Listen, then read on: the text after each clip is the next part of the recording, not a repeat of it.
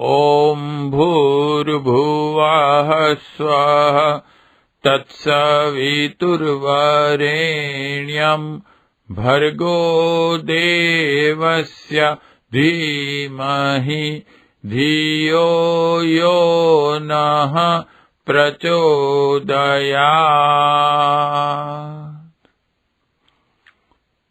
Audio book मरणोत्तर संस्कार विवेचन। प्रकाशक युग निर्माण योजना विस्तार ट्रस्ट, गायत्री तपोभूमि, मथुरा 3। फोन 056525300128 25303999। लेखक वेद मूर्ति तपोनिष्ठ पंडित श्री श्री राम शर्मा आचार्य जी। मूल्य ₹4। सन 2009। मुद्रक युग निर्माण योजना प्रेस, गायत्री तपोभूमि, Mathura 3।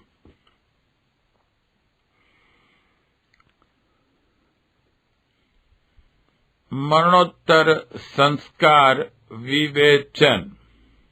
Sound track number 1। Hindu धर्म की मान्यताओं के अनुसार मरने के बाद भी दिवंगत आत्मा का घर के प्रति मोह ममता का भाव बना रहता है। यह ममता उसकी भावी प्रगति के लिए बाधक है।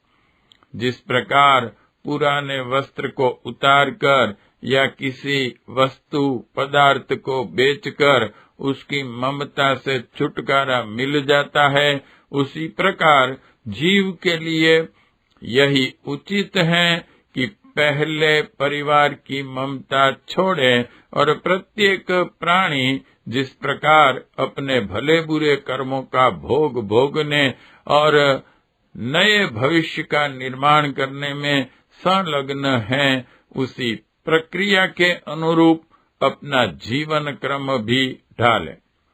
अनावश्यक ममता कर्तव्य पथ में सदा बाधक रहती है।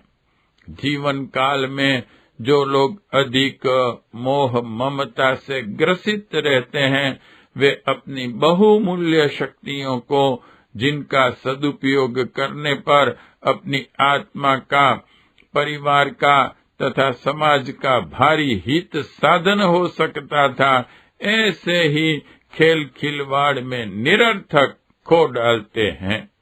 शरीर के बाद मनुष्य कुटुंबियों को ही अपना समझता है, बाकी सारी दुनिया उसके लिए वीरानी रहती है। वीरानों के लिए कुछ सोचने और करने की इच्छा नहीं होती। सारा ध्यान अपनों के लिए ही लगा रहता है और जो कुछ कमाता उगाता है, उस सब का लाभ इस छोटे से दायरे के लिए ही बांध कर रखता है। इस अज्ञान मूलक ममता से घर वाले आत्मनिर्भरता एवं स्वावलंबन खोकर बिना परिश्रम किए प्राप्त की कमाई पर मौज करने के आदी हो जाते हैं। इच्छित मौज शौक के साधन न जुटाने पर गृह स्वामी पर क्रुद्ध होते हैं, उसका तिरस्कार करते एवं शत्रुता बरतते हैं। इसके मूल में गृह स्वामी की अवांछनीय मोह ममता ही है। यदि वह घर के लोगों के प्रति अपना कर्तव्य पालन करने तक का ही भाव रखें, तो वे भी स्वावलंबी बने और गृहपति को भी अपने आध्यात्मिक एवं सामाजिक कर्तव्य पालन करने का अवसर मिले। पर यह हत्यारी मोह ममता कुछ करने नहीं देती। सारा जीवन अनावश्यक, नीरस, निरर्थक गोरख धंधे में उलझाकर बर्बाद कर देती हैं। कष्टकारक मोह ममता, यही ममता मरणोत्तर काल में भी जीव के लिए बड़ी कष्टकारक होती है। उसका मानसिक शोक संताप इसी प्रपंच के कारण बढ़ा रहता है। कई बार भूत प्रेत आदि की योनियां उसे इसी ममतावश लेनी पड़ती है। कई बार घर के मोह आकर्षण में ही वह छिपकली, छछूंदर, चूहा, कुत्ता, जुआ, चींटी, मक्खी, झिंगुर आदि की योनि धारण कर परिवार के लिए मरता गिरता गुजर करता है। सदगति एवं प्रगति की आकांक्षा को मोह ममता दबाए रहती है। इससे उसे आगे बढ़ने का अवसर ही नहीं मिलता। उसी दुर्दशाग्रस्त अवस्था में पड़ा दिन काटता रहता है। वह मोह ममता ही प्राणी के लिए वास्तविक भवबंधन है। इससे छुटकारा भी उसे अपने जीवन काल में ही प्राप्त कर लेना चाहिए, ताकि अपने भविष्य निर्माण तथा कर्तव्य पालन के लिए भी कुछ कर सके। पर यदि वह अज्ञानी इस संकीर्णता की कीचड़ में लौटते रहना ही श्रेयस्क समझता है, तो और कोई उसके लिए करे भी क्या। जिंदगी तो हर आदमी अपनी इच्छानुसार ही बिताता है, पर मरने के बाद परिवार के व्यक्तियों का काम है कि उसे इस अनावश्यक मोह ममता के कुसंस्कार से छुड़ाने के लिए मरणोत्तर संस्कार का प्रबंध करें। बंधन मुक्ति कैसे हो?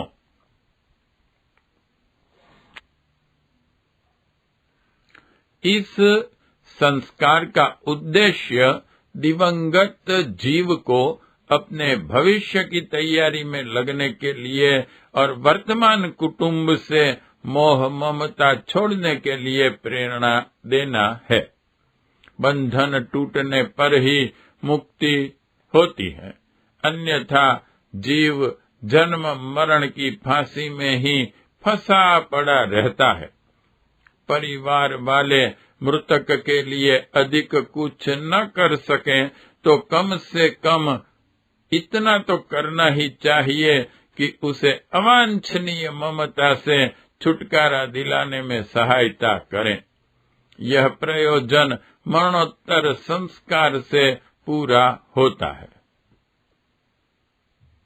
होना तो यह भी चाहिए कि वयोवृद्ध व्यक्ति जब कमाने की जिम्मेदारियों से मुक्त हो जाएं, बड़े बच्चे घर को संभालने लगें, तो छोटे भाई बहनों की लालन पालन, शिक्षा दीक्षा आदि की जिम्मेदारी उनके कंधों पर सौंपकर स्वयं वानप्रस्थ आश्रम के अनुरूप अपनी गतिविधियां निर्धारित करें।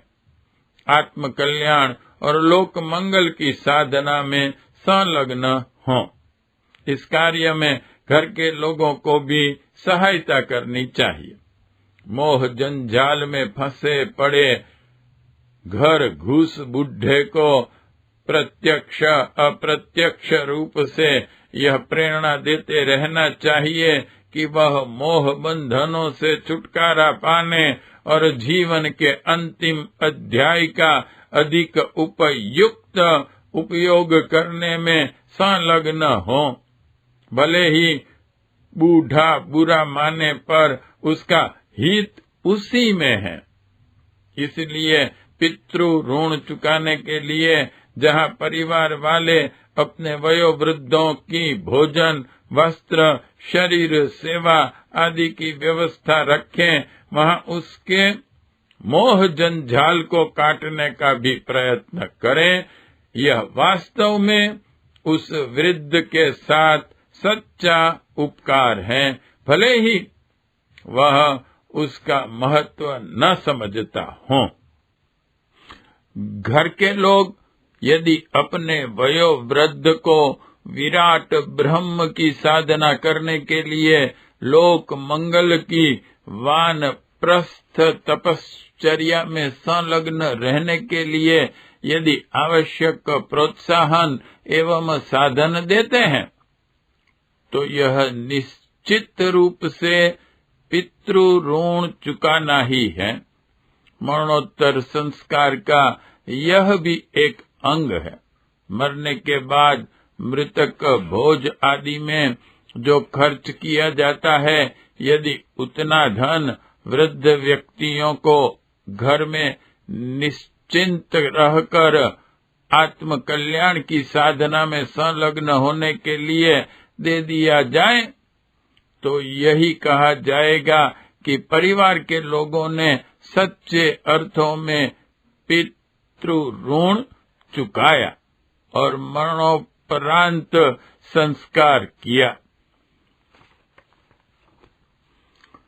संस्कार का स्वरूप। शरीर समाप्त होने के 13वें दिन मरणोत्तर संस्कार किया जाता है। यह शोक मोह की विदाई का विधिवत आयोजन है। मृत्यु के कारण घर में शोक वियोग का वातावरण रहता है। बाहर के लोग भी संवेदना सहानुभूति प्रकट करने आते हैं। यह क्रम 13 दिन में पूरा हो जाना चाहिए, ताकि इसी लकीर को पीटने में समय और शक्ति का अपव्यय न होता रहे। शोक अज्ञान मूलक है। मरना सभी को है, जो सृष्टि का अनिवार्य नियम है। उसके विरुद्ध तूफान खड़ा करने से क्या लाभ? दिन के बाद रात होनी ही है। रात होते ही कोई रोए चिल्लाए और हाथ पैर पीटे तो उसे अविवेकी ही कहा जाएगा। जो अनिवार्य है, सुनिश्चित है, उसके लिए तो सभी को पहले से ही तैयार रहना चाहिए और समय आने पर खुशी खुशी उस ईश्वर इच्छा को पूरा होने देना चाहिए। मरने के बाद जितना कम शोक मनाया जाए, उतनी ही विवेक की विजय मानी जाएगी। जो जितना सिर पिटते हैं, वे उतने ही अविवेकी हैं। प्रचलित ढर्रे के अनुसार जन्म के समय हंसने और मरने के समय रोने की मान्यता है। हो तो यह भी सकता है कि जन्मने के समय रोया और मरने के समय हंसा जाता। जीव किसी की गोदी खाली करके आया है, उसे रोना पड़ रहा होगा। जीव को भी प्रबुद्ध सुविकसित शरीर छोड़कर यह छोटा सा अशक्त शरीर मिला है। इसमें यह बालक तथा उसके पूर्व परिवार की हानि ही हुई। इस पर सहानुभूति स्वरूप रोया जा सकता था और बूढ़ा व्यक्ति अशक्त शरीर छोड़कर किसी नए सुकोमल शरीर में प्रवेश करेगा और वे आनंद लेगा जो जरा जीर्ण शरीर में संभव न थे। उसे अब की अपेक्षा आगे अधिक सुविधा ही मिलेगी, यह सोचकर मृत्यु के समय हंसा भी जा सकता था। पर जो ढर्रा चल पड़ा है, उसी पर लुढ़कना पड़ेगा। मृत्यु को शोक का विषय मान लिया गया है, तो यह मान्यता देर तक बनी ही रहेगी, किंतु इतना तो होना ही चाहिए कि शोक मनाने का लोकाचार एक नियत अवधि तक ही सीमित रखकर तत्पश्चात उसे पूर्णतया समाप्त कर दिया जाए। यह अवधि 13 दिन की पर्याप्त है। शोक संताप की विदाई का आयोजन मरणोत्तर संस्कार के रूप में मनाया जाता है। मृतक के शरीर से अशुद्ध कीटाणु निकलते हैं, इसलिए मृत्यु के उपरांत घर की पूरी सफाई करनी आवश्यक होती है। दीवारों की पुताई, जमीन की धुलाई लिपाई, वस्त्र की गर्म धुलाई, वस्तुओं की घिसाई रंगाई आदि का ऐसा क्रम बनाना पड़ता है कि कोई छूत का अंश शेष न रहे। यह कार्य धीरे धीरे न हो, वरन 13 दिन में पूरा हो जाना चाहिए, क्योंकि उस दिन दिवंगत आत्मा का मरणोत्तर संस्कार भी किया जाना है। 13वें दिन मरणोत्तर संस्कार की वैसी ही व्यवस्था की जाए जैसी अन्य संस्कारों की जाती है। आंगन में यज्ञ वेदी बनाकर पूजन तथा हवन के सारे उपकरण इकट्ठे किए जाएं। मंडप बनाने या सजावट करने की आवश्यकता नहीं है। जिस व्यक्ति ने दाह संस्कार किया हो वही इस संस्कार का भी मुख्य कार्यकर्ता यजमान बनेगा और वही दिवंगत आत्मा की शांति सद्गति के लिए निर्धारित कर्मकांड कराएगा। शरीर और वस्त्रों को शुद्ध करके वह आवश्यक कृत्य कराएं। ओम भद्रम कर्णेभिः शृणुयाम। यह मंत्र बोलते हुए अक्षत फेंकते हुए यजमान को आसन पर मंगल कामना के साथ बिठाएं। फिर पवित्रीकरण, आचमन, शिखावंदन, प्राणायाम, न्यास, पृथ्वी पूजन, यज्ञोपवीत धारण, आचार्य वरण तिलक, यजमान वरण तिलक, संकल्प, पंचामृत बनाना और पिलाना, उपयोग में आने वाली वस्तुओं का मार्जन, दीप पूजन, कलश पूजन, देव पूजन, नमस्कार, षोडशोपचार पूजन, चंदन धारण, स्वस्ति वांचन एवं रक्षा विधान तक सारे क्रिया कृत्य उसी प्रकार करें जैसे कि सामान्य गायत्री हवन में किए जाते हैं। इसके पश्चात इस संस्कार के विशेष कृत्य आरंभ किए जाएं। एक छोटी चौकी पर पीला वस्त्र बिछाकर उस पर चावलों की छोटी ढेरी लगावें। उसके ऊपर दीपक रखें। इस दीपक के आसपास पुष्पों का घेरा, गुलदस्ता आदि से शोभा बनाएं। छोटे छोटे आटे के बने ऊपर बत्ती वाले धृत दीप और भी किनारों पर बीडर की तरह सजा दें। यह पितृ आह्वान की वेदी है। उपस्थित लोग हाथ में अक्षत लेकर मृत आत्मा के आह्वान की भावना करें और प्रधान दीपक की लौ में उसे प्रकाशित हुआ देखें। इस आह्वान मंत्र ओम विश्वे देवास आगत है। सामूहिक मंत्रोच्चार के बाद हाथों में रखे चावल स्थापना चौकी पर छोड़ दिए जाएं। आवाहित पितृ का स्वागत सम्मान षोडशोपचार पूजन से किया जाए।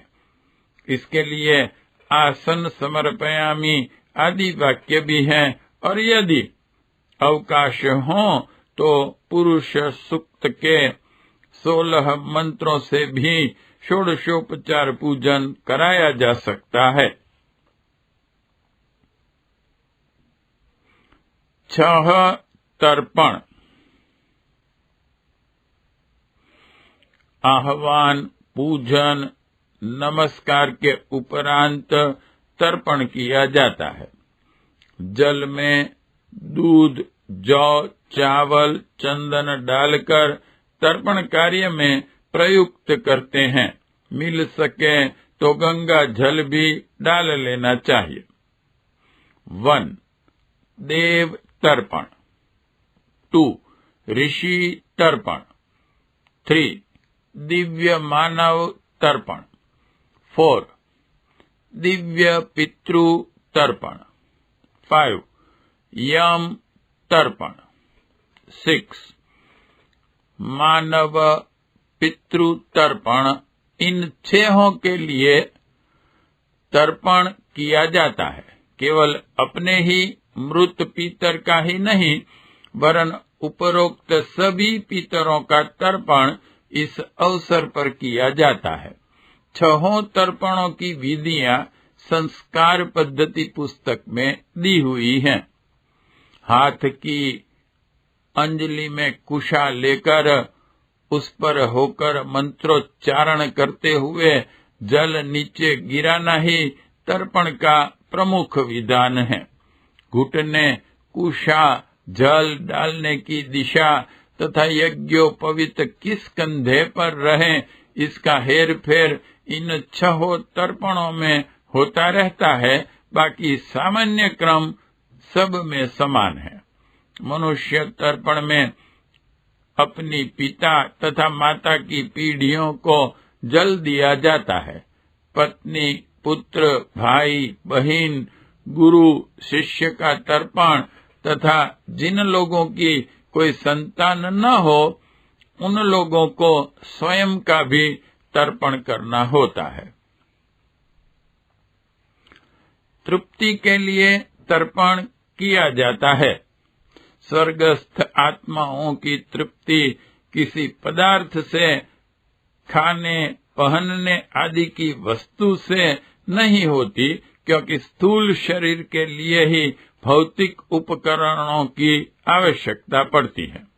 मरने के बाद स्थूल शरीर समाप्त होकर केवल सूक्ष्म शरीर रह जाता है। सूक्ष्म शरीर को भूख, प्यास, सर्दी, गर्मी आदि की आवश्यकता नहीं रहती। उसकी तृप्ति का विषय कोई खाद्य पदार्थ या हाड़ मांस वाले शरीर के लिए उपयुक्त नहीं हो सकता।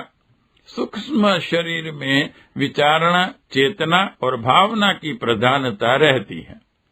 इसलिए उनमें उत्कृष्ट भावनाओं में भरा अंतःकरण या वातावरण ही शांतिदायक होता है। द्वेष, दुर्भाव, शोक, संताप, ईर्ष्या, कपट, हिंसा, असत्य आदि दुष्प्रवृत्तियां जिस व्यक्ति के अंतःकरण में भरी हों या जिस वातावरण में इन्हीं दोष दुर्गुणों से भरे कुकर्म हो रहे हों, वहां सूक्ष्म शरीर को अशांति, अतृप्ति एवं घुटन का अनुभव होता है। उन्हें तो श्रद्धा भरी सत्प्रवृत्तियां ही पसंद हैं।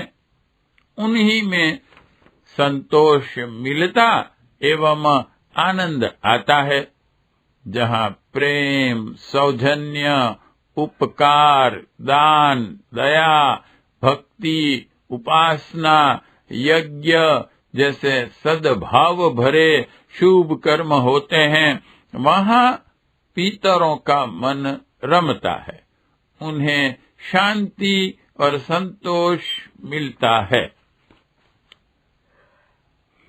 इस दृश्य संसार में स्थूल शरीर वालों को जिस प्रकार इंद्रिय भोग, वासना, तृष्णा एवं अहंकार की पूर्ति में सुख मिलता है, उसी प्रकार पितरों का सूक्ष्म शरीर शुभ कर्मों से उत्पन्न सुगंध का रसास्वादन करते हुए तृप्ति अनुभव करता है।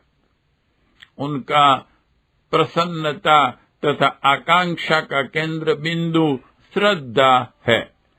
श्रद्धा भरे वातावरण के सानिध्य में पीतर अपनी अशांति खोकर आनंद का अनुभव करते हैं। इसलिए पितरों की प्रसन्नता के लिए श्रद्धा एवं तर्पण किए जाते हैं। इन क्रियाओं का विधि विधान इतना सरल एवं इतना कम खर्च का है कि निर्धन से निर्धन व्यक्ति भी बड़ी आसानी से उसे संपन्न कर सकता है।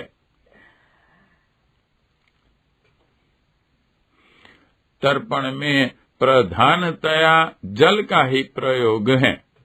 उसे थोड़ा सुगंधित एवं परिपुष्ट बनाने के लिए जौ, तिल, चावल, दूध, फूल जैसा 2-4 पैसे मूल्य की वस्तुएं ही डाली जाती हैं। कुशाओं के सहारे जल की छोटी सी अंजलि मंत्रोच्चार पूर्वक डालने मात्र से पितर तृप्त हो जाते हैं, किंतु इस क्रिया के साथ आवश्यक श्रद्धा, कृतज्ञता, सद्भावना, प्रेम, शुभ कामना का समन्वय अवश्य होना चाहिए। यदि जलांजलि इन भावनाओं के साथ दी गई है तो तर्पण का उद्देश्य पूरा हो जाएगा, पितरों को आवश्यक तृप्ति मिलेगी। किंतु यदि इस प्रकार की कोई भावना तर्पण या श्राद्ध करने वाले के मन में नहीं है और केवल लकीर पीटने के लिए पानी इधर उधर फैलाया मात्र जा रहा है, तो इतने भर से कोई विशेष प्रयोजन पूर्ण न होगा।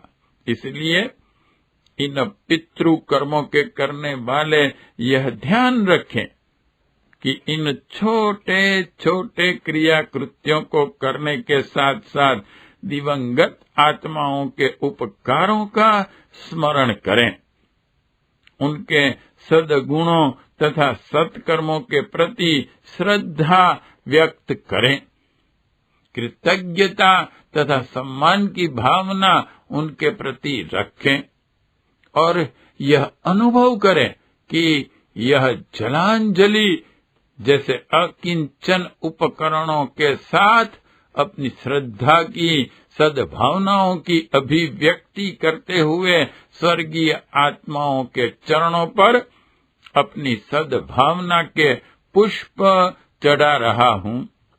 अपने व्यक्तित्व को, गतिविधियों को सद्भावना युक्त बनाकर स्वयं को उनकी इच्छा के अनुरूप बना रहा हूँ। इस प्रकार की भावनाएं जितनी प्रबल होंगी, पितर को उतनी ही अधिक तृप्ति भी मिलेगी। जिस पितर का स्वर्गवास हुआ है, उसके किए हुए उपकारों के प्रति कृतज्ञता व्यक्त करना, उसके अधूरे छोड़े हुए पारिवारिक एवं सामाजिक उत्तरदायित्वों को पूरा करने में तत्पर होना तथा अपने व्यक्तित्व एवं वातावरण को मंगलमय ढांचे में ढालना मरणोत्तर संस्कार का प्रधान प्रयोजन है। ग्रह शुद्धि सूतक निवृत्ति का उद्देश्य भी इसी के साथ जुड़ा हुआ है। देवाहवान, यज्ञ आदि की क्रियाएं भी इसी निमित्त की जाती हैं, किंतु तर्पण केवल इन्हीं एक पितर के लिए नहीं, पूर्व काल में गुजरे हुए अपने परिवार, माता के परिवार, दादी के परिवार के 3 पीढ़ी के पितरों की तृप्ति का भी आयोजन किया जाता है। इतना ही नहीं, इस पृथ्वी पर अवतरित हुए सभी महापुरुषों की आत्मा के प्रति भी इस अवसर पर श्रद्धा व्यक्त करते हुए उन्हें अपनी सद्भावना के द्वारा तृप्त करने का प्रयत्न किया जाता है। सभी श्रेष्ठ पुरुष हर धर्म प्रेमी के भीतर हैं और उन सब को तृप्त करने के लिए जलांजलि देने के साथ साथ उनकी परंपरा एवं आकांक्षा के अनुरूप अंतःकरण तथा वातावरण बनाना भी कर्तव्य है। इन पूर्वजों के अनेक उपकारों के फल स्वरूप ही संसार एवं मानव जीवन इतना विकसित हो सका है, इसलिए हम सब उनके ऋणी हैं। इस पितृ ऋण का स्मरण रखने और उसे चुकाने का कोई महत्वपूर्ण कदम उठाते रहने की प्रेरणा इन तर्पण जैसे क्रियाकृत्यों से मिलती है। इस प्रकार की प्रसुप्त भावनाओं को जगाना भी श्राद्ध तर्पण का उद्देश्य है। तर्पण क्यों और किस लिए? तर्पण को 6 भागों में विभक्त किया गया है। 1. देव तर्पण। 2. ऋषि तर्पण। 3. दिव्य मानव तर्पण। 4. दिव्य पितृ तर्पण। 5. यम तर्पण। 6. मनुष्य पितृ तर्पण। देव शक्तियां ईश्वर की वे महान विभूतियां हैं जो मानव कल्याण में सदा निस्वार्थ भाव से प्रयत्नरत हैं। जल, वायु, सूर्य, अग्नि, चंद्र, विद्युत तथा अवतारी ईश्वर अंशों की मुक्त आत्माएं एवं विद्या, बुद्धि, शक्ति, प्रतिभा, करुणा, दया, प्रसन्नता, पवित्रता जैसी सत्प्रवृत्तियां सभी देव शक्तियों में आती हैं।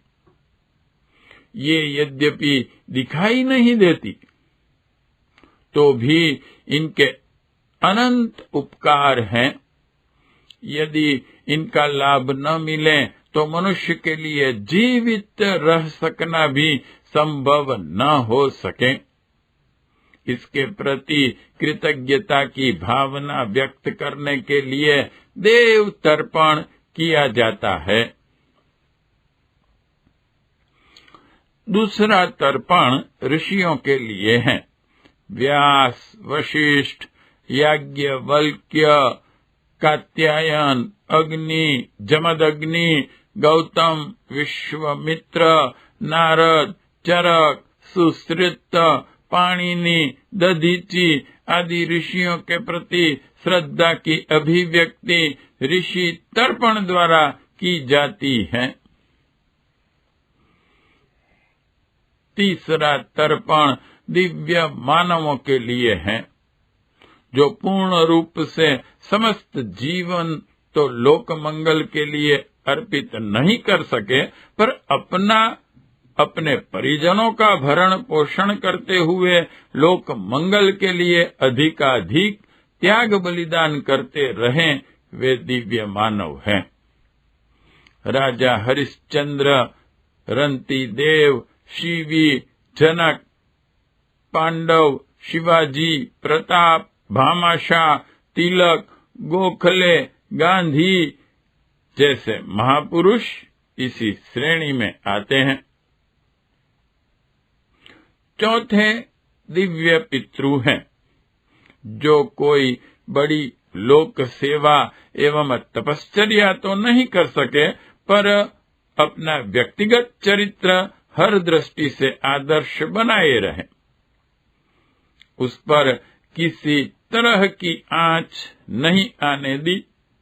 अनुकरणीय परंपरा एवं पवित्र प्रतिष्ठा की संपत्ति पीछे वालों के लिए छोड़ गए।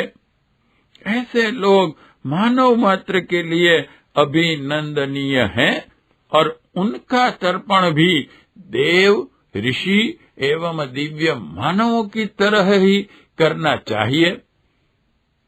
वे अपने गोत्र वंश के न होते हुए भी अपनी महानता के कारण सभी के पूजनीय पितृ सभी के लिए श्रद्धा के पात्र हैं।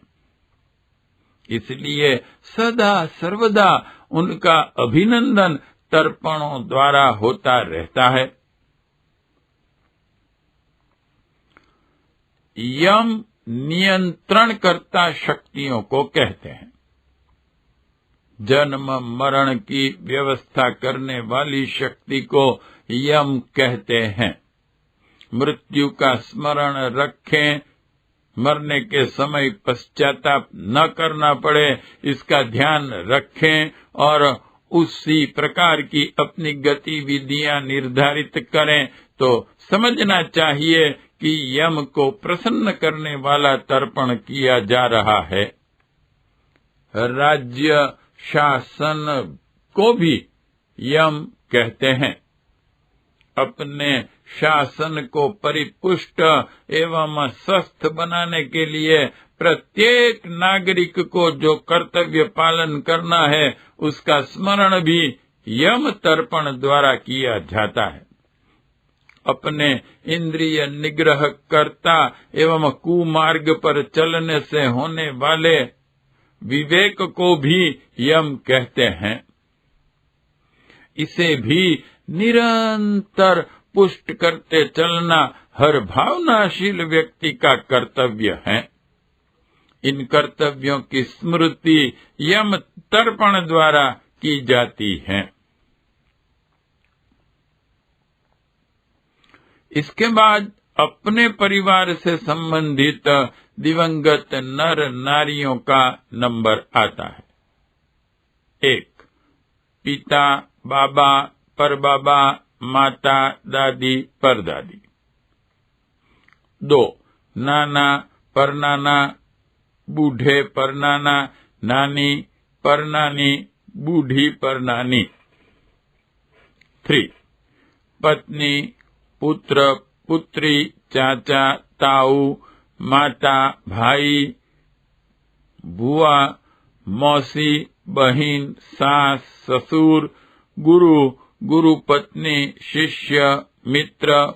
यह 3 वंशावलियां पारिवारिक तर्पण के लिए हैं। इसके अतिरिक्त सृष्टि के सभी जीवधारी वर्गों का तर्पण भी किया जाता है। सूर, असुर, यक्ष, सिद्ध, भूत, प्रेत, पशु, पक्षी, जलचर, कीट, पतंग, स्वर्ग में, नरक में रहने वाली आत्माएं, ब्रह्मांड के सभी जीव जंतु, अपने से किसी प्रकार संबंधित प्राणी, इन सभी का तर्पण किया जाता है। भीष्म पितामह के लिए एक विशेष श्रद्धांजलि है। भीष्म पितामह ब्रह्मचारी थे। उन्होंने अपना निज का परिवार एवं वंश नहीं बनाया, वरन समस्त संसार को ही अपना परिवार और सभी छोटों को अपनी संतान समझा। ऐसे ब्रह्मचारियों एवं विरक्तों का निज का वंश न होने पर भी समस्त संसार उनके कुल गौरव का होता है और सभी उन्हें तर्पण करते हैं। भीष्म इंटू ब्रैकेट ब्रह्मचारियों का तथा समस्त जीव जंतुओं का तर्पण अतिरिक्त परिशिष्ट तर्पण माना जाता है। 6 पूर्व अंजलिखित भी इसमें जोड़े जाएं तो कुल मिलाकर 8 तर्पण हो जाते हैं। इनमें एक प्रकार से सभी दिवंगत आत्माओं के लिए श्रद्धा सद्भावना व्यक्त की गई है। इस अभिव्यक्ति के पीछे यह भाव भी रहना चाहिए कि कुछ दिन बाद हमें भी पितृ बनना है, इसलिए अपना आचरण ऐसा रखें जिससे दूसरे लोग हमें श्रद्धा पूर्वक स्मरण करते हुए श्रद्धांजलि अर्पित किया करें। जिन आत्माओं के लिए तर्पण किया जाता है उन तक जल अन्न आदि वस्तुएं भले ही न जाएं, पर उनके माध्यम में आए व्यक्ति की श्रद्धा सद्भावना उनके पास अवश्य पहुंचेगी। जिस भी लोक में, जिस भी योनि में, जिस भी स्थिति में वे होंगे, इस श्रद्धांजलि की सुगंध का रसास्वादन करते हुए तृप्ति का अनुभव करेंगे। इन पीतरों से भी अधिक अपना लाभ है। इस कर्मकांड के माध्यम से हम अपनी सद्भावों को और अपनी सद्भावनाओं को जागृत करते हैं, जो आगे चलकर सत्प्रवृत्तियों में परिणत हो सकती है और हमारे जीवन लक्ष्य की पूर्ति में सहायक हो सकती है। साउंड ट्रैक नंबर 1 समाप्त।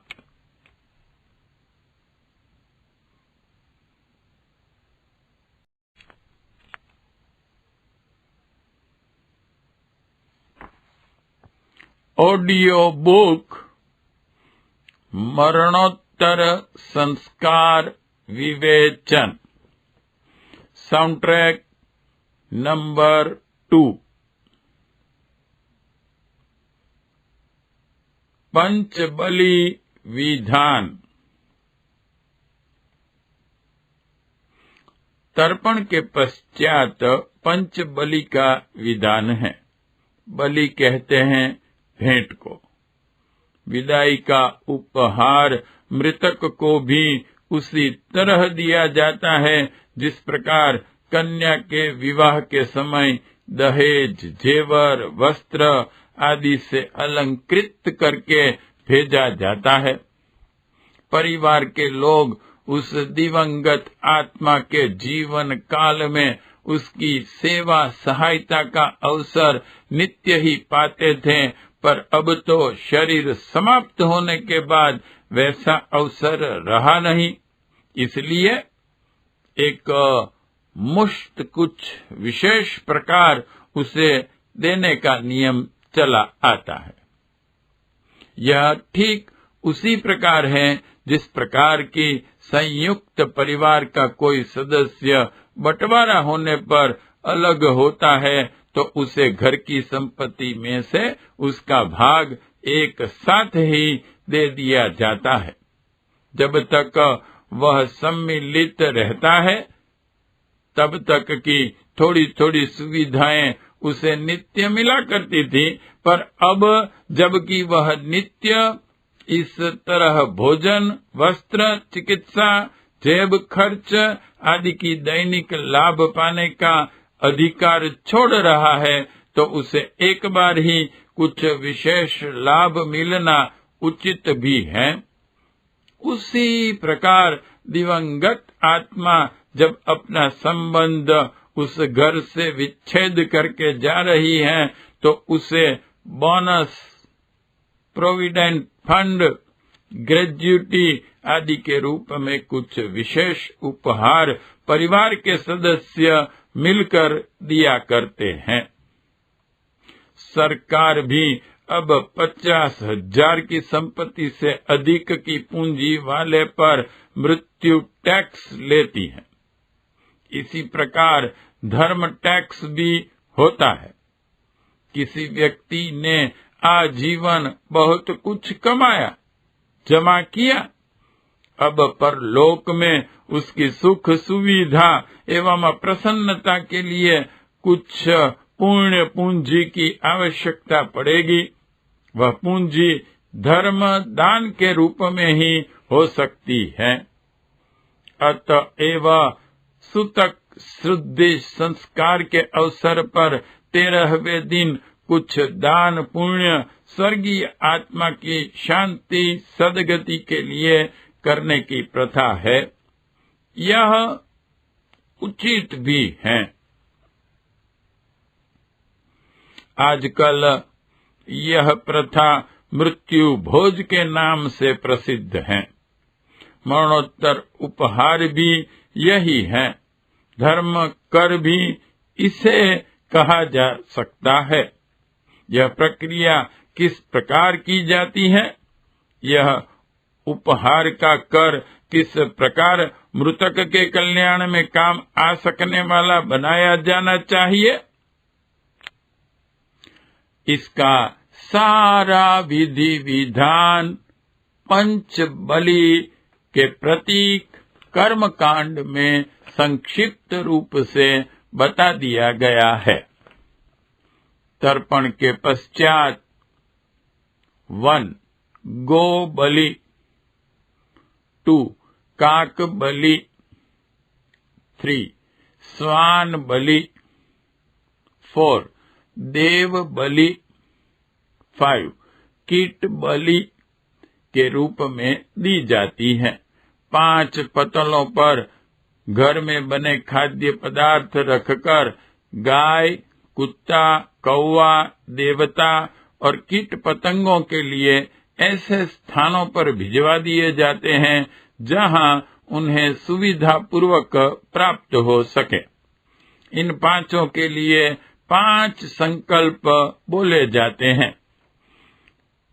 जिसने दाह संस्कार कराया हो वह व्यक्ति एक एक करके क्रमशः उपरियुक्त 5 के लिए पतले अपने हाथ में रखता है और उनका मंत्र पूर्वक का संकल्प करता है।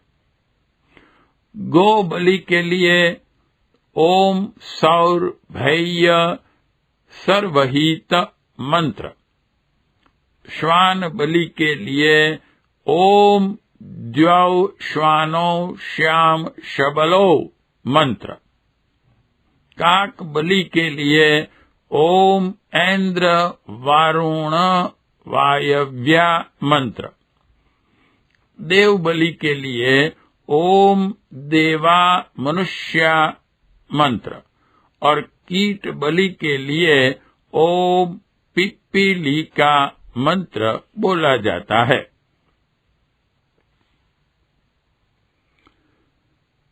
बलि प्रयोजन का निरूपण।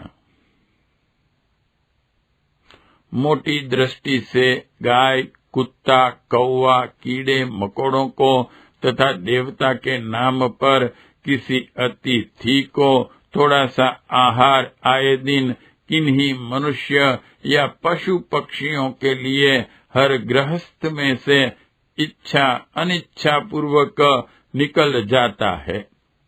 ऐसा पुण्य तो न्यूनाधिक मात्रा में नित्य ही होता रहता है। इतने छोटे से दान पुण्य द्वारा पितर का उद्धार कल्याण कैसे हो जाएगा? उतने मात्र में मरणोत्तर उपहार धर्म कर का प्रयोजन कैसे पूरा हो जाएगा? यह प्रश्न सहज ही उत्पन्न होता है और उसका उत्तर ढूंढना ही चाहिए। पशु पक्षियों का भोजन देना एक सामान्य उदारता तो है, पर दान के लिए निर्धारित मर्यादाओं से उनका सीमा बंधन नहीं है। दान का अर्थ अपनी वस्तु किसी को भी दे डालना नहीं। ऐसे तो चोरी, ठगी, टैक्स, बीमारी आदि में जो पैसा चला गया वह भी दान मान लिया जाएगा। दान उसे कहते हैं जो विश्व मंगल के उच्च आदर्शों की पूर्ति के लिए सत्पात्रों को दिया जाता है। कुपात्रों के हाथ में मुफ्त की कमाई पड़ेगी तो उससे उनके निठल्लेपन तथा दुर्गुणों में और भी वृद्धि होगी। इससे समाज में और भी अव्यवस्था फैलेगी और उस अव्यवस्था से उत्पन्न अशांति का पाप उस दान देने वाले पर चढ़ेगा जिसने बिना पात्र कुपात्र का विचार किए ऐसे ही किसी रूढ़िवादिता के अनुरूप अनाधिकारी व्यक्तियों को धन दे डाला। दान के कुछ आदर्श, सिद्धांत तथा कारण हैं, वे जहाँ पूरे होते हैं केवल वहीं पुण्य फल उत्पन्न होगा। पंच बलि में दान के उन 5 माध्यमों का प्रतीक रूप में प्रतिपादन किया गया है। इन 5 बलि प्रतीकों के द्वारा संकेत रूप से यह बताया गया है कि पीतर की आत्मा को शांति सद्गति देने के लिए किन माध्यमों से कुछ खर्च किया जाए, किस निमित्त दान पुण्य किया जाए। गाय का अर्थ है प्रत्युपकारिता। गाय जो खाती है उसके बदले में अधिक मूल्य का दूध, गोबर, बच्चे आदि देकर पालने वाले को लाभान्वित करती हैं। स्वभाव की सरल, सीधी, सेवा भावी एवं सहृदय है। उसका उपकार प्रतिदान भी ऐसा है जो लोगों के शरीर ही नहीं आत्मा का भी कल्याण करता है। गोदुग्ध से सद्बुद्धि पनपती है, आत्मा शुद्ध होती है और परलोक के लिए पथ प्रशस्त होता है। दूध घी से शरीर पोषण तो स्पष्ट ही है। कृषि, परिवहन आदि राष्ट्रीय समृद्धि बढ़ाने का बहुत कुछ श्रेय गौ को ही है। इस उपयोगिता को देखकर ही हिंदू धर्म में गौ को धार्मिक महत्व दिया गया है। गौ रक्षा, गौ पालन, गौ संवर्धन की प्रेरणा गौ बलि की प्रक्रिया में सन्निहित है। साथ ही यह भी प्रशिक्षण है कि इसी प्रकार के लोक सेवी, लोकोपयोगी व्यक्तियों की सेवा सहायता की जाए तो उपलब्ध दान की अपेक्षा अनेक गुना प्रत्युपकार समाज का भी हो सकता है। देव बलि का अर्थ है उन लोगों की या उन प्रयोजनों की सहायता करना जो संसार का भावना स्तर ऊंचा उठाने में संलग्न है। अंतरिक्ष में रहने वाले देवता भी यही करते हैं। वे जिस पर अनुग्रह करते हैं उसे धन दौलत तो नहीं देते, पर उसका भावना स्तर बहुत ऊंचा उठा देते हैं। सच्चा जीवन लाभ भी मनुष्य इसी विभूति को पाकर प्राप्त कर सकता है। इस पृथ्वी के देवता ब्राह्मण कहे जाते हैं। इन्हें भूसुर भी कहते हैं। भूसुर का अर्थ है पृथ्वी के देवता। जो धरती पर रहते हुए, मनुष्य शरीर में रहते हुए देव कार्य करें, उन्हें भी देवता कहना ही उचित है। आज अमुक कुल वंश में उत्पन्न हुए व्यक्तियों को ब्राह्मण कहा जाता है, भले ही वे निकृष्ट कर्म करने में रत हों। यह मान्यता असत्य है। ब्राह्मणत्व का संबंध वंश से नहीं, गुण, कर्म, स्वभाव से है। जिसने अपना भावनात्मक स्तर ऊंचा उठा लिया है और जो दूसरों की भी आध्यात्मिक प्रगति के लिए निरंतर संलग्न रहते हैं, वे ही सच्चे ब्राह्मण हैं। फिर भले ही वे किसी भी वंश कुल में उत्पन्न क्यों न हुए हों। प्राचीन काल में ऐसे महान व्यक्तित्व वाले ब्राह्मण स्वयं ही एक पवित्र संस्था होते थे। अब उस प्रयोजन की पूर्ति के लिए संगठन बनने लगे हैं। ऐसी संस्थाएं भी ब्राह्मण, भूसुर, देवता कही जाएंगी। पुस्तकालय, विद्यालय, सत्संग सम्मेलन, धर्म प्रचार आदि ऐसे सेवा संगठन जो जनमानस को आदर्शवादिता की ओर प्रेरित करते हों, धरती पर रहने वाले अशरीरी देवता है। इन देवताओं का पोषण, सहयोग करना चाहिए ताकि वे समाज को अधिक सुसंस्कृत, सुविकसित बनाने में योगदान दे सकें। ऐसे व्यक्ति भी जन सहयोग एवं जन सम्मान के अधिकारी हैं। देव बलि इसी दिशा में संकेत करती है। श्वान बलि का अर्थ है स्वामी भक्त, स्वाभाविक प्रेम, कर्तव्य परायणता, स्वल्प संतोष जैसी सत्प्रवृत्तियों को प्रोत्साहन, श्रम का सम्मान, श्रम के द्वारा अपनी आजीविका चलाने का जिन माध्यमों से अवसर मिलता है, ऐसे उद्योग संस्थानों का अभिवर्धन। काक का स्वभाव है स्वच्छता। सड़ी गली निरर्थक चीजों को खाकर वह संसार की गंदगी को स्वच्छता में परिणत करता रहता है। इस प्रवृत्ति को प्रोत्साहित करना काक बलि का मूल प्रयोजन है। गंदगी एक विपत्ति है। उसे अनैतिकता एवं तमस्साच्छन्न असुरता भी कहा जा सकता है। आलस्य गंदगी का पिता है।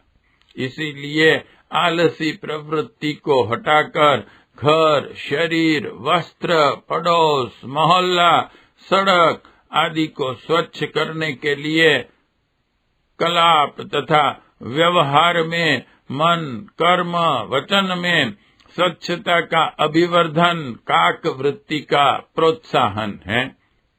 सर्वत्र स्वच्छता का वातावरण उत्पन्न हो, अव्यवस्था, अस्त व्यस्तता एवं गंदगी का निराकरण हो, ऐसे जो भी व्यक्तिगत एवं सामूहिक प्रयत्न होंगे, धार्मिक भाषा में काक वृत्ति के प्रतीक माने जाएंगे। इन प्रवृत्तियों को तन, मन, धन से बढ़ाने के लिए की गई चेष्टाएं काक बलि का उद्देश्य पूरा करेंगी। पिपीलिका, चींटी आदि कीट पतंग असमर्थता के प्रतीक हैं। संसार में अनेक व्यक्ति ऐसे हैं जो अपने पुरुषार्थ के आधार पर अपना निर्वाह नहीं कर सकते। शरीर से अपंग, असमर्थ, मानसिक दृष्टि से अविकसित एवं विक्षिप्त, रोग, दुर्घटना, अत्याचार, दैवी प्रकोप आदि आकस्मिक कारणों से संत्रस्त इसी श्रेणी में आते हैं। ऐसे कष्टग्रस्तों की सहायता करने का प्रयत्न पिपीलिका बलि कहलाएगा। असमर्थ व्यक्तियों को भी जीवन धारण किए रहने का अधिकार है। वयोवृद्धों को असमर्थ हो जाने पर भी अपना आयुष्य पूरा करना पड़ता है। समाज का कर्तव्य है कि ऐसे हर असमर्थ व्यक्ति को वह सुविधा प्रदान करें जिससे वे जीवन धारण किए रहने तथा आपत्ति विपत्ति का सामना कर सकने में समर्थ हो सकें। कुएं, तालाब, बगीचे, प्याऊ, चिकित्सालय, अन्न क्षेत्र, पीड़ितों की सेवा सहायता आदि के कार्य इसी श्रेणी में आते हैं। उपरोक्त 5 बलियों का तात्पर्य यह है कि पितरों की शांति, सद्गति एवं प्रसन्नता के लिए उनकी उपार्जित संपत्ति में से एक अंश उनके उत्तराधिकारी को दान रूप में भी निकालना चाहिए, किंतु यह धन सत प्रयोजनों में ही खर्च किया जाए। आज देव तत्व सबसे अधिक कमजोर हो गया है। उसकी स्थिति रोगियों जैसी हो गई है। घर में कोई रोगी पड़ जाता है तो उसकी चिकित्सा, परिचर्या, पथ्य पर अधिक ध्यान दिया जाता है और अधिक खर्च किया जाता है। उसी प्रकार आज रुग्ण एवं दुर्बल पड़े हुए देवत्व का परिपोषण युग धर्म के अनुसार अत्यधिक आवश्यक है। जनसाधारण का भावनात्मक स्तर ऊंचा उठा सकने वाले प्रयत्नों की जब आवश्यकता नहीं थी, जब सभी लोग ऊंचे व्यक्तित्व एवं चरित्र के थे, तब दान के और भी अधिक मार्ग थे। उन मार्गों का पंचबलियों में संकेत है। पर आज तो देवत्व की दयनीय दुर्दशा को दूर करने की आवश्यकता को प्राथमिकता दी जानी है। यही सबसे अधिक आवश्यक है। इसीलिए आज की मरणोत्तर दान परंपरा के केंद्र भावनात्मक उत्कर्ष के लिए, देव प्रयोजनों के लिए ही जो कुछ संभव हो दान करना चाहिए। इस दृष्टि से प्रेरणाप्रद पुस्तकालयों का स्थान सर्वोच्च है। विद्या और शिक्षा का अभिवर्धन भी। इसके लिए दिवंगत आत्माओं के नाम पर जो दान देना संभव हो देना चाहिए। पंचबलि का प्रयोजन इसी से पूरा होगा। आज की रूढ़िवादिता सुधारी जाए।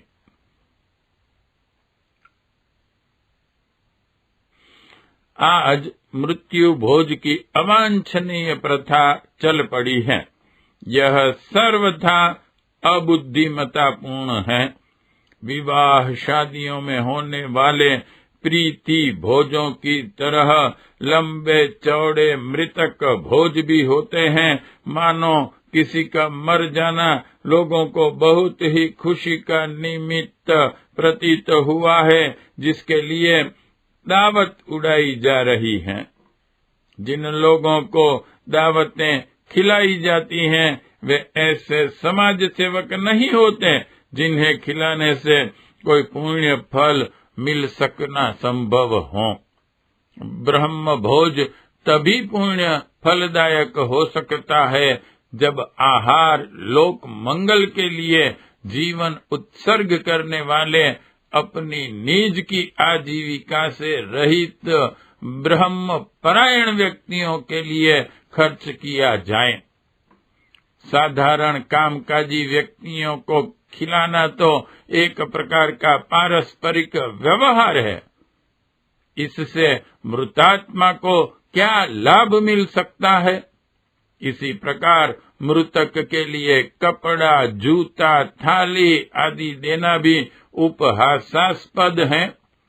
सूक्ष्म शरीर इन वस्तुओं को भला क्या उपयोग करेगा? फिर किसी अन्य योनि में जन्म पाया होगा तो उन वस्तुओं से उसका क्या प्रयोजन होगा। यह स्मरण रखा जाए कि दान तभी पुण्य फल उत्पन्न कर सकता है जब तक वह उत्कृष्ट प्रयोजन के लिए उत्कृष्ट व्यक्तियों को दिया जाए। वह धन जिस कार्य में जिस प्रयोजन के लिए खर्च होगा उसी के अनुरूप पुण्य भी उत्पन्न होगा। ऐसे कुपात्रों को, जिनका न तो व्यक्तिगत जीवन ही बहुत ऊंचा है, न वे उस प्राप्त दान का उपयोग लोक मंगल के लिए करने वाले हैं, दान का वह पैसा एक प्रकार से निरर्थक ही चला जाता है। जब दान का पैसा सत्कार्य में लगा ही नहीं तो पुण्य फल किस बात का। आज पितरों के नाम पर ऐसी ही धन की बर्बादी होती है। विवेक का तकाजा यह है कि दान के नाम पर धन का दुरुपयोग नहीं होना चाहिए, वरन इस भावनात्मक अवसर पर ऐसे प्रयोजनों के लिए कुछ दान पुण्य करना चाहिए जिनसे लोक मंगल का प्रयोजन पूरा होता हो। मृतात्मा की शांति सद्गति में कुछ योगदान इसी प्रकार मिलेगा। पंच बलि का उद्देश्य तभी पूरा होगा। पिंड की प्रक्रिया।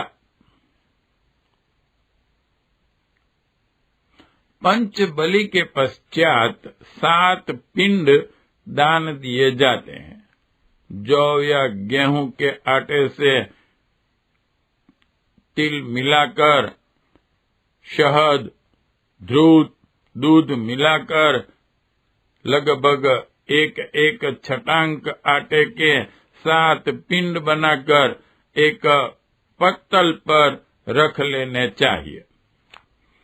संकल्प के बाद एक एक करके यह पिंड जिस पर रखे जा सके ऐसी एक पत्तल समीप ही और रख लेनी चाहिए। 6 तर्पण जिनके लिए किए गए थे उनमें से प्रत्येक वर्ग के लिए एक एक पिंड है। 7वां पिंड मृतात्मा के लिए है। 1 ओम उदीरतामवर मंत्र बोला जाए। 2 ओम अंगिरसो न पितरो। 3 ओम आयान्तु नः पितरः। 4 ओम ऊर्जा विहिंतिरमृत। 5 ओम पितृभ्य। 6 ओम ये चेह पितरो। यह 6 मंत्र एक एक करके एक एक पिंड का संकल्प करते हुए बोले जाते हैं। 7वां पिंड ओम नमो वह पितरो मंत्र से मृतात्मा के लिए समर्पित किया जाता है। संकल्प के बाद यह 7 पिंड पक्षियों के लिए अथवा गाय के खाने के लिए किसी उपयुक्त स्थान पर रख दिए जाते हैं।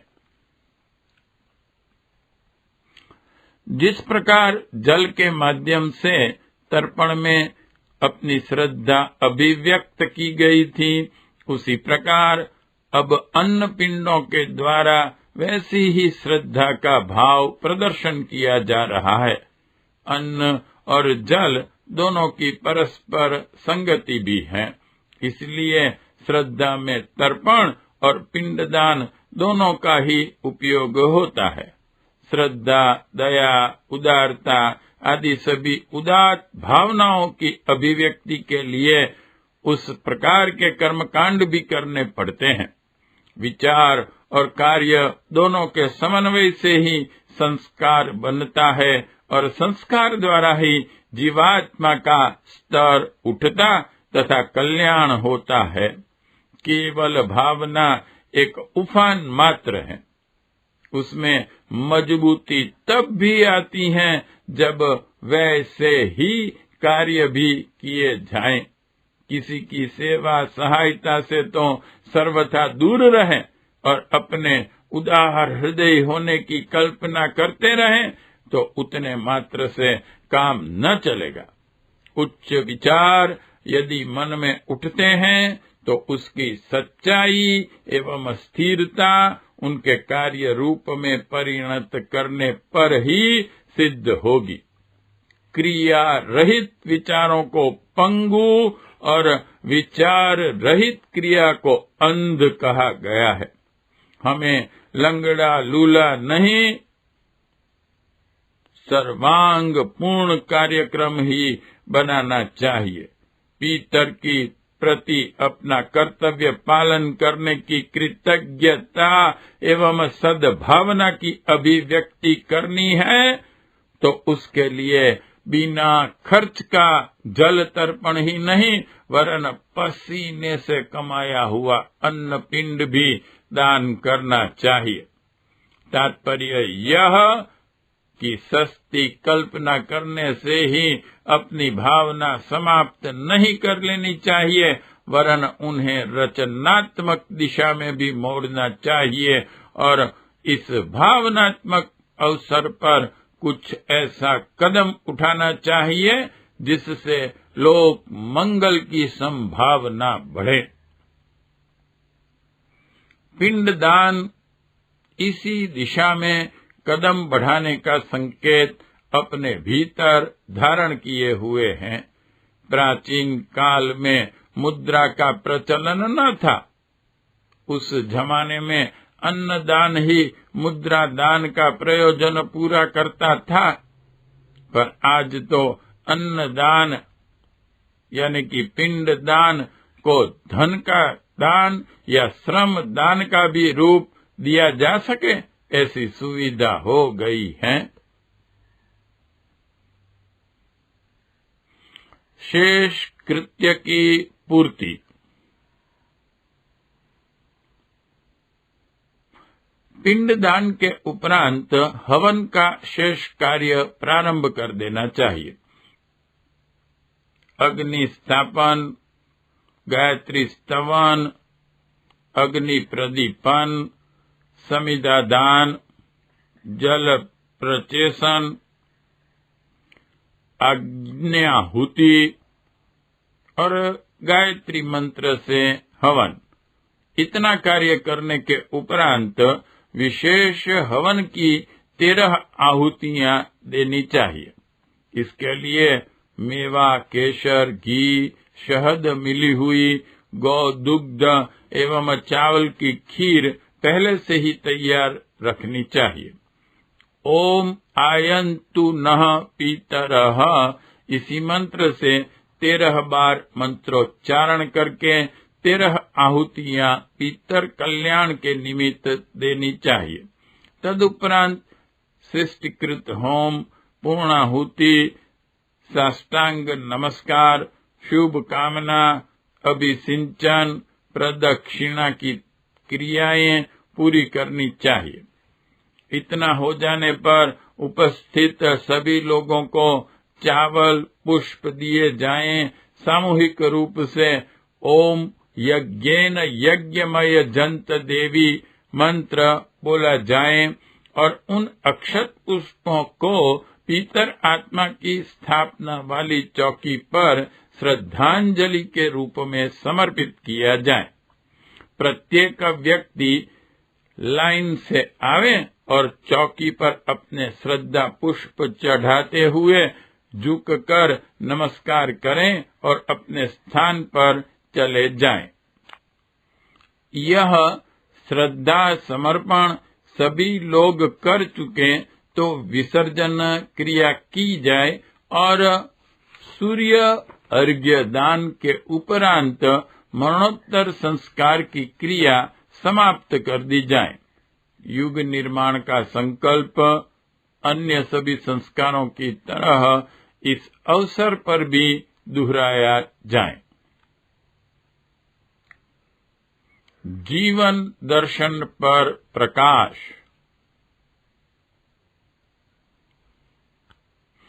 मरणोत्तर संस्कार के अवसर पर व्याख्या विवेचना करने योग्य 6 श्लोक इस संस्कार के साथ जुड़े हुए हैं।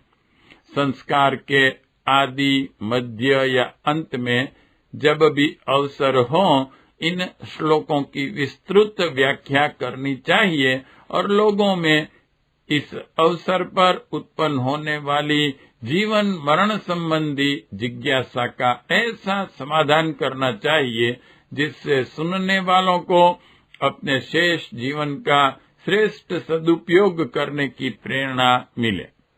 आमतौर से लोग मृत्यु को भूले रहते हैं, सदा अजर अमर की तरह जीना चाहते हैं। यह नहीं सोचते कि 84 लाख योनियों में भ्रमण करने के उपरांत जो अलभ्य अवसर दैवी अनुग्रह मनुष्य जीवन के रूप में मिला है, उसका उपयोग उन प्रयोजनों के लिए किया जाए जो जीवन लक्ष्य की पूर्ति में सहायक हो सकते हैं। आमतौर से लोग तृष्णा और वासना की अग्नि में अपने को जला जलाकर नष्ट कर डालते हैं और खाली ही नहीं, पापों की गठरी सिर पर बांधकर यहाँ से विदा होते हैं। मनुष्य जन्म पाया इसलिए था कि उसका कुछ उत्तम उपयोग करें। होता उल्टा है कि इतने पाप सिर पर चढ़ जाते हैं जिससे फिर चिरकाल तक उनका दंड भुगतने को कष्ट भरी परिस्थितियों में फंस जाना पड़ता है। जानते हुए भी अनजान बने रहने की मूर्खता मनुष्य जैसे समस्याएं हल कर देता है, उन्हें तरह तरह के उपदेश देता है। तो इतना भी करना चाहिए कि अपनी स्थिति पर सोच विचार करें और अपने भविष्य को अंधकारमय होने से बचाकर उज्जवल बनाने का उपाय ढूंढ निकालें।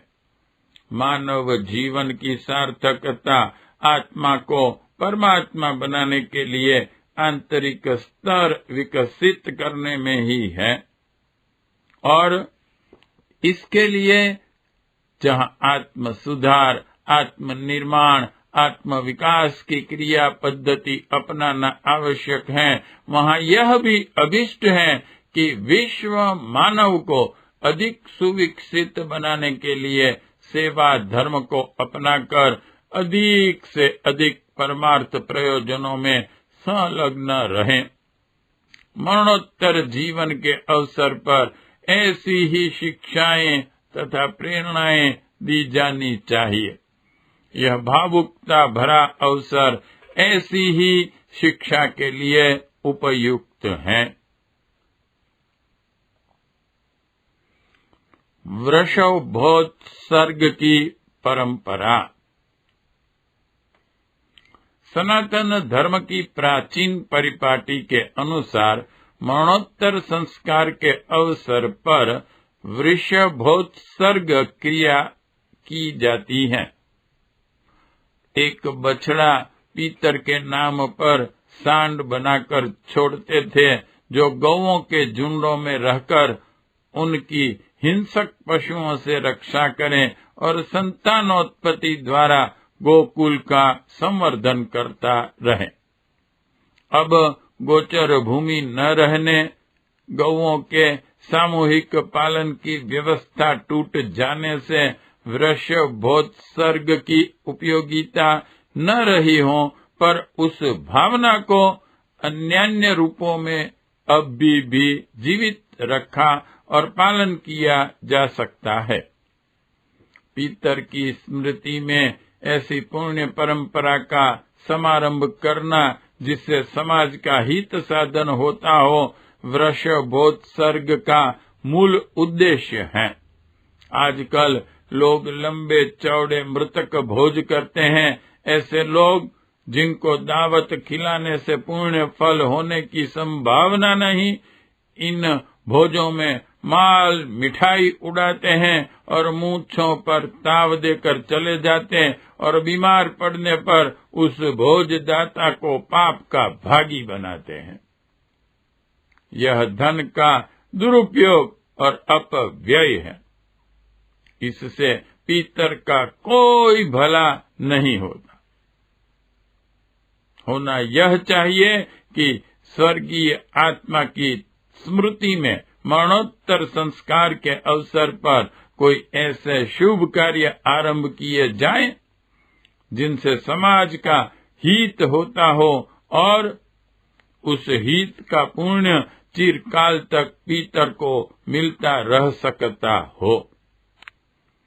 वृषभोत्सर्ग का यही उद्देश्य है। इस उद्देश्य की पूर्ति के लिए निर्धन लोग अपनी शारीरिक श्रम साधना से वृक्ष लगाकर उनको सींचने तथा रखवाली का प्रबंध रखकर यदि उसे बड़ा बना दें तो इससे मनुष्यों तथा अन्य पशु पक्षियों कीट पतंगों का चिरकाल तक हित साधन होता रह सकता है। बांध, पुल, सड़क, स्कूल, पुस्तकालय, व्यायामशाला, उद्योग, शिक्षण व्यवस्था, सार्वजनिक उपयोग के लिए वाद्य यंत्र, बर्तन, बिछौने आदि का प्रबंध, किसी मंदिर, धर्मशाला का जीर्णोद्धार आदि कर सकते हैं। नर वृषभ के रूप में किसी सार्वजनिक कार्यकर्ता की आजीविका का प्रबंध कर सकते हैं, जिससे वह निर्वाह की ओर से निश्चिंत होकर लोकहित के कार्यों में संलग्न रह सकें। सोचने पर स्थानीय आवश्यकता के अनुरूप ऐसे अनेक कार्य सूझ पड़ेंगे जो सार्वजनिक हित की दृष्टि से आवश्यक है। ऐसे कार्यों में यदि श्रम या धन लगाया जा सके तो यह वृषभोत्सर्ग की पुण्य परंपरा का पालन ही माना जाएगा और उससे स्वर्गीय आत्मा को शांति, संतोष एवं पुण्य फल का लाभ मिलेगा। साउंड ट्रैक नंबर 2 समाप्त। ऑडियो बुक मरणोत्तर संस्कार विवेचन समाप्त।